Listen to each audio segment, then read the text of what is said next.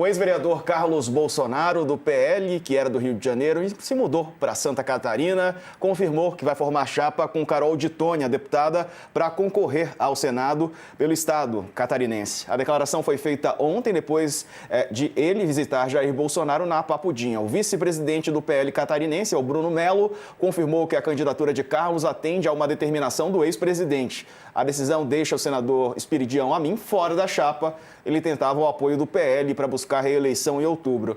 Que coisa, Ronilson, porque o Espiridião Amin estava lutando por uma anistia, não era isso? Para o Bolsonaro até poucos dias, né? E agora ele sobrou nessa indicação do Carlos, né, para Santa Catarina. Exatamente, Diego. Um grande parceiro até o final, uma liderança importante, político experiente, uma liderança importante à frente ali da anistia ampla, geral e restrita em defesa do ex-presidente Bolsonaro. Mas é apenas mais uma vítima do modus operandi da família Bolsonaro operar. Quer dizer, eu duvido bastante da inteligência política do ex-presidente Bolsonaro. Mas uma coisa, ele é fiel em termos de projeto político e projeto de poder, que é manter o seu sobrenome, né, os seus filhos, em cargos importantes. Eu desconfio que essa é a única coisa, na verdade, que a família sabe e consegue fazer. Então, o projeto político do ex-presidente, fica claro para todo mundo, é manter o seu sobrenome no poder. Então, todas as articulações, né, e possibilidades de abrir um caminho para o Tarcísio, para a candidatura à presidência, foram frustradas pela escolha do Flávio Bolsonaro, e todas as tentativas, a fidelidade, né, a lealdade ao ex-presidente de vários parceiros, entre eles o Espiridião Amin, naufraga diante da indicação de Carlos Bolsonaro. E isso mostra que o ex-presidente tem um compromisso, né? O compromisso é com a sua família. Verdade. Ô, Josias, aquilo que a gente viu, né? Na família Bolsonaro, todo mundo solta a mão de todo mundo, ninguém segura a mão de ninguém. Todo mundo que confia no Bolsonaro acaba em algum momento se arrependendo, né? E o senador Espiridião Amin tem luz própria, é um político tradicional de Santa Catarina, conservador.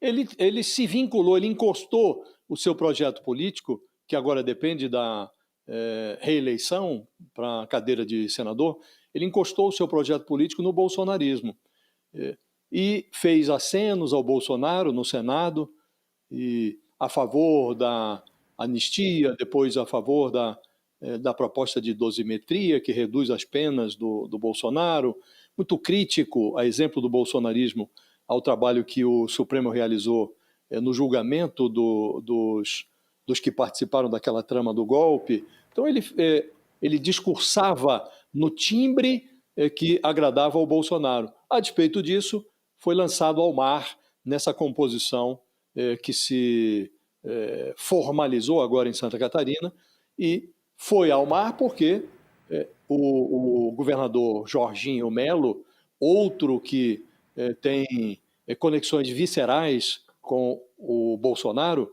ele se viu compelido a acomodar na chapa. Sempre que se forma uma chapa no Estado, o governador encabeça a chapa, aí há uma vaga para vice-governador, que é utilizada para composições com os demais partidos, e também as duas chapas de senadores. E agora estão duas as vagas de senador que estão sendo disputadas em cada estado. Ele pretendia reservar uma vaga para o seu partido, o PL, que iria para a deputada Carolina de Tônia, que quer ser promovida pelo eleitorado catarinense a senadora, e a outra vaga iria para o Espiridião Amin, num processo de composição partidária. O Amin é do PP, então é um partido que compõe lá a coligação do governador e que seria premiado aí com uma vaga nessa chapa, uma vaga para o Senado. E simplesmente ignoraram o Espiridião Amin, a despeito do histórico de vinculação dele com o bolsonarismo, né? E agora está havendo uma convulsão em Santa Catarina na chapa do governador, porque além desse curto-circuito que ocorreu na composição para o Senado, há também um entrechoque das forças políticas catarinenses conservadoras em relação à chapa de vice, a vaga de vice na chapa do Jorginho Melo. Ele tinha prometido essa vaga para o MDB e não cumpriu a promessa. Não cumpriu a promessa, escolheu um parceiro de chapa do Novo, que é o Adriano Silva.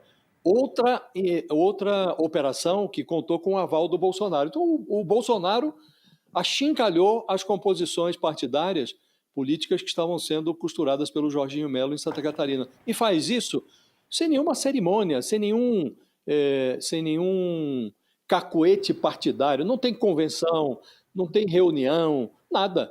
Desde a cadeia, o Bolsonaro define o que deve ser feito em Santa Catarina. E os seus liderados submetem-se às suas ordens. Então, como dizia ontem o Diego, ou o eleitor de Santa Catarina coloca ordem nessa suruba partidária, né, em que os líderes políticos do Estado se submetem a ordens vindas da cadeia, ou então o Estado de Santa Catarina vai descer a crônica política do Brasil como um Estado que se submete, onde a maioria do eleitorado se submete às ordens de um preso. E um preso está na cadeia dando ordens ao Estado. Se o eleitorado concordar com isso, sabemos todos que Santa Catarina é um Estado conservador. Sabemos disso porque o Bolsonaro teve votações consagradoras no Estado. Agora, tudo precisa ter um limite. Do contrário, a imagem do Estado é que vai para o balaio.